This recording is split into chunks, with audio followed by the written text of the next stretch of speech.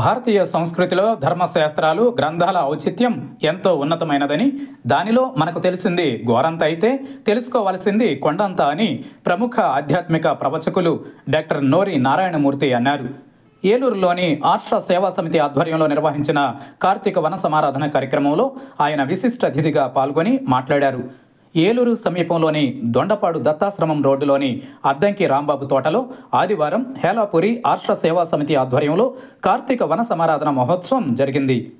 ఈ సందర్భంగా ప్రవచనకర్త డాక్టర్ నోరి నారాయణమూర్తి మాట్లాడుతూ మన దేశం సంస్కృతి సాంప్రదాయాలకు ప్రతీక అని పేర్కొన్నారు.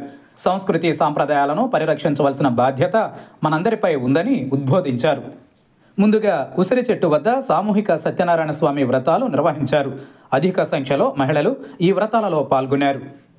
అనంతరం ఆర్ష సేవా సమితి అధ్యక్షులు నేతి వెంకటరామయ్య మాట్లాడుతూ సమితి ఆధ్వర్యంలో బ్రాహ్మణుల సంక్షేమానికి నిర్వహిస్తున్న కార్యక్రమాలను వివరించారు. ఈ సందర్భంగా ONGC retired general manager Poduri Sambamurthy దంపతులను ఘనంగా సత్కరించారు. అనంతరం వృద్ధులకు నెలవారీ పెన్షన్లు పంపిణీ చేశారు. సభాస్థలంలో ఏర్పాటు చేసిన బ్రాహ్మణ బజారుకు విశేష ఆదరణ లభించింది. ఈ కార్యక్రమంలో బ్రాహ్మణ ప్రముఖులు మైలవరపు లక్ష్మీ నరసింహం, ఎంఎన్ శర్మ, ఎంబీఎస్ శర్మ, సమితి వ్యవస్థాపక సభ్యులు డాక్టర్ గుడిపాటి లలిత, తాడినాడ సుందరరామయ్య, సమితి ప్రధాన కార్యదర్శి భోగరాజు శ్రీనివాస ఫణిప్రసాద్, కోశాధికారి మేడిచర్ల జయప్రకాష్, పోడూరి కనకదుర్గ, తాడినాడ ప్రసాద్, తురగ రామకృష్ణ, ద్రోణంరాజు కోదండరాం, బికేఎస్ఆర్ అయ్యంగార్ తదితరులు పాల్గొన్నారు. కార్తీక మాస పర్వదినములలో హైందవ సంస్కృతిలో ప్రతి మాసానికి ఒక విశిష్టత ఉండి అంటారు జ్యోతిష్ శాస్త్ర పండితులు, వరాహమిహిరుడు మొదలైనటువంటి వాళ్ళు. కార్తీక మాసము అంటే కృత్తికా నక్షత్ర పౌర్ణమితో ఉంటుంది కనుక కార్తీక మాసం. చైత్ర మాసము అంటే చిత్తా నక్షత్రం ఉంటుంది కనుక చైత్ర మాసం. మరి ఆంగ్ల నెలలు ఉన్నాయి. ఇక్కడ చదువుకున్న వాళ్ళు ఉన్నారు, ఇంగ్లీష్ బాగా వచ్చు మాకు, మేము ప్రొఫెసర్లం, మాకు రానిది ఏమీ లేదు అనేవాడు కూడా ఉంటారు.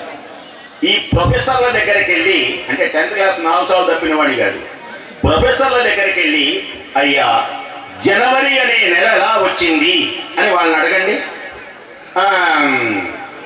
జనవరి అనే నెల జనవరి కనుక వచ్చింది. జనవరి నెల జనవరి.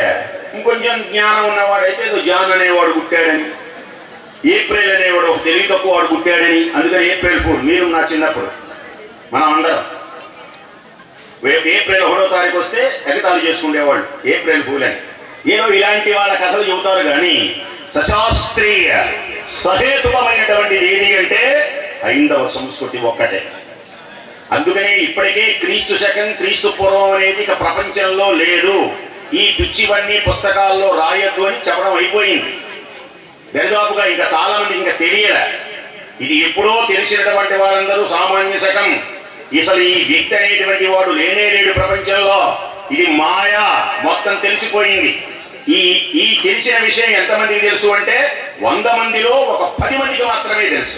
ఇంకా తెలియవలసింది చాలా ఉంది. అలాంటి పుణ్యమైనటువంటి పవిత్రమైనటువంటి ఈ భారతీయ సంస్కృతిలో రామాయణ గ్రంథం, జనగణ పారాయణ గ్రంథం, రామాయణ గ్రంథం, జనగణ పారాయణ గ్రంథం, రామాయణ గ్రంథం, శ్రీమద్ రామాయణ గ్రంథం.